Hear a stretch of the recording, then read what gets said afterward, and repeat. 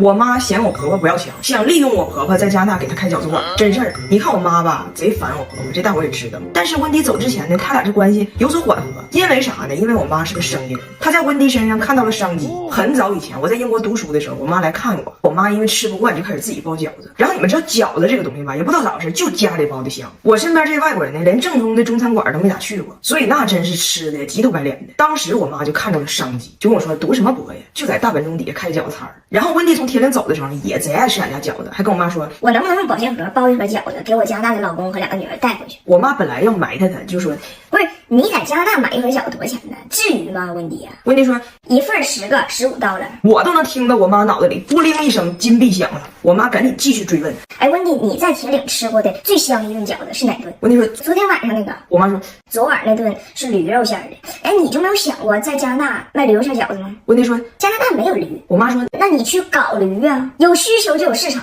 温迪说我上哪搞驴去啊？大半姐自己在那一顿查呀，过一会儿偷摸过来告他妈。这事儿还真能解决。我查了，你让马和骡子在一起生小孩，生出来的就是驴，就是驴。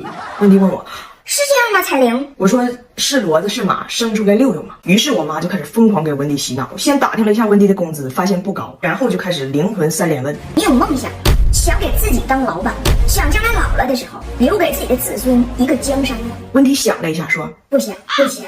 我妈说你听我说，咱们开一个饺子馆，我出专利，你出力，绝对能挣。温迪说不是，加拿大人没有出去吃饺子的习惯。我妈说我们以前也没有出去吃汉堡的习惯呢。在抖音出现之前，人们也没有刷短视频的习惯呢。现在万千人刷着手机看别人叭叭唠扯，是因为有人先研发了 TikTok， 习惯是引导的，需求是用脑的。加拿大人吃饺子是需要用营销去干扰的。我们面前这盒你要拿回加拿大的饺子，在你眼中是你温迪的个人需求，在我眼中是加拿大西海岸乃至北美乃至全球万千人的需求。这保鲜盒就是铁岭和加拿大贸易的廊桥，我妈真燃起来了，但是给温迪做培训的时候还是给整疯了。是这样的，温迪必须需要我妈给他一个梯度表，包10个饺子、50个、100个、200个，分别用多少面多少水，必须用一个表格形式展现的一目了然。我妈才发现温迪这个算术啊、99乘法表啥也不懂，也懵了。说要不你跟你孙子先用学而思吧，先学数学。那以你的水平，我比爱算术都够你一项。学而思学习机不仅搞定你数学，他英语的外教老师发音听起来比孩子他爸还有文化。课程跟动画片一样，拿铁现在最喜欢这个魔法七巧板，锻炼手脑配合能力。为了确保他能学着点手艺，我妈还特意邀请了我二姨、我老姨辽北蒸煮水饺双煞来给他做了一个沉浸式集训，就是跟着二姨老姨学会包饺子，把手艺带回加拿大，用二姨老姨的手艺赚加拿大人的钱，这就叫师夷长技以制夷。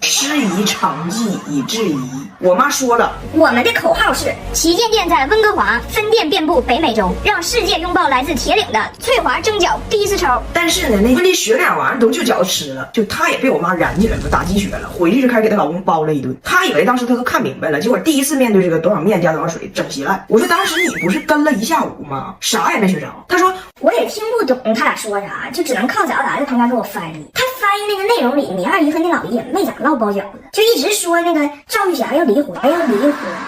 我的婆婆温迪长得很带劲，就是有点斑。你知道她怎么淡斑吗？就是去一个高档美容院，把有斑的、有皱纹的、有痘印的、不满意的脸皮都烧掉。这个项目说白了呢，就是为了美，暂时先不要脸，然后2周之后长出更白更嫩的皮肤。旧的不去，新的不来嘛。要强的女人自己给自己长脸。我说哇哦。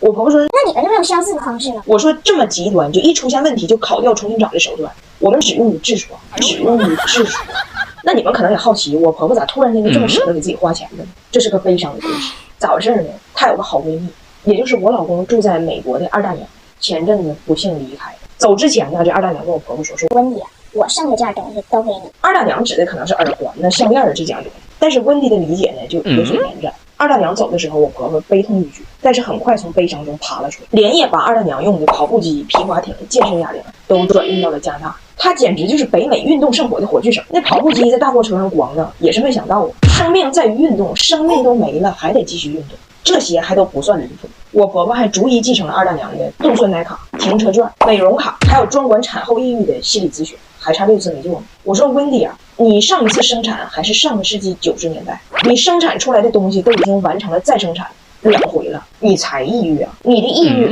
反着走，悲伤逆流成河呀，再说人的心理咨询在美国，你开车到那儿2天，别人的抑郁因为诞下一子，你的抑郁因为疲劳驾驶。我朋友说，但是我终于可以去他的美容院做脸了。他没烧完的脸，我继续烧啊。可是 face 我又高昂了。但是你这个项目归途太长了，你烧完脸，当时瑕疵是没了，你把车再从美国开回加拿大3天，褶子又长回来了。再说美容院的地方，他能满足二大娘这一张卡吗？进去不管你要干啥，就给你关小黑屋里做皮肤检测，照出来那玩意儿都不是脸，然后就开始跟我说，你毛孔太粗大，容易长闭口。我说你客气了，就你拍的这毛孔里边能养条狗。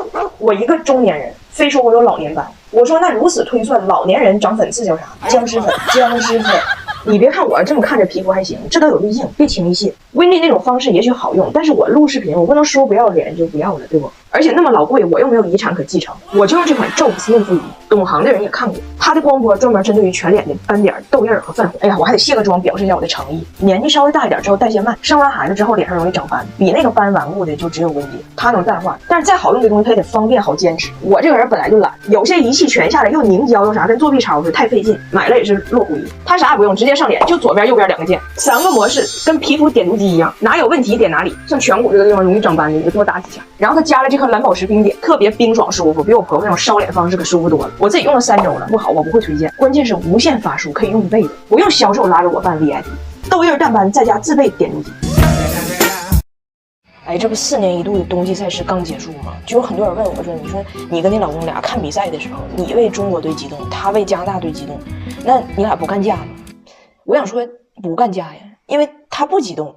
不光他不激动，他全家人都不激动，就根本就不在乎加拿大赢不赢。我看开幕式的时候，我还跟他视频，我说：“哎，你国家运动员出场的时候，那衣服上热搜了。”他说：“衣服咋的了？钱凯文没来呀？”你们还记得不？2010年是温哥华办的开幕式，那阵儿呢，正好我第一次给他领回铁岭，在我家玩，我们都以为这温哥华开幕式他得老激动要看了，结果人家根本不想看，因为他头一天人生第一次看了2人转，就开幕式那天就高低想再去看2人转，就跟我说昨天那个多有意思，就出来一个女的，就都不自我介绍，出来就咵咵咵甩头发，跟脱布疯了似的，完甩完头就咔咔咔就大劈叉，哎那叉劈的就是钉书器缺钉的安钉时候那种状态，劈完叉起来嘎干瓶啤酒，啤酒瓶子没撂下来呢，歌声出来了，兴旺发达通四海好运来。是不是那种感觉？就是好运来，你看人家就是发如拖布，动如脱兔，就各种动作之间毫无逻辑连接。我喜欢这种艺术。我当时就很不理解，我说就在温哥华你家门口办你都没有热情，他说那要在铁岭办，铁岭人就热情啊。我说哎呀妈呀，他最好别在铁岭办，这要是在铁岭办了，全铁人民男女老少，正在室内烧烤店酒意阑珊的，正在室外旱厕速冻风干的，正在城里搓澡台上顺时针侧翻的，正在乡间给老母猪排解孤单的，肯定全都在看。然后你们还记不记得那年温哥华这开幕式有个大事故？就他这个点火仪式最关键的环节点火啊，设计的是4个大柱子一个接一个的起来，最后聚到一起，火炬点燃。结果这4个柱子起来仨，最后那个躺平了，没动。刚开始我们都以为就是故意这么设计的，就是让你等都没有声了，啪一二脚蹦出一大鹅，一脚拴一个猴那种感觉。完整的吧，我爷都有点替他觉得尴尬了，说你们这是属于就什么寓意呢？3缺1啊！完我就憋不住了，我说你们这个属于是不是有点掉链子了？我老公说什么是掉链子？我奶说掉链子就是骑车秃噜扣了。然后我爸就站出来了，说你们都给人留点面子，人家现在肯定脸上也挂不住了。结果没想到人家一点没有什么脸上挂不住的感觉，当时给他爸打电话，给这爷俩就逗坏了。哎爸看着没？那第4个咋回事？跳闸了属于。哎，这个在中国啊，从现象上来看叫3缺1，从性质上来看叫秃噜扣。完他爸这边是哎，你说有没有这种可能呢？就这玩意儿，就是闭幕式的时候帮家站起来了，哎，往回摁都不行，就越摁越支棱，跟倒枪刺似的。当时我还问他，我说你心咋这么大呢？你咋不上火呢？他说不是我设计的，我上什么火呢？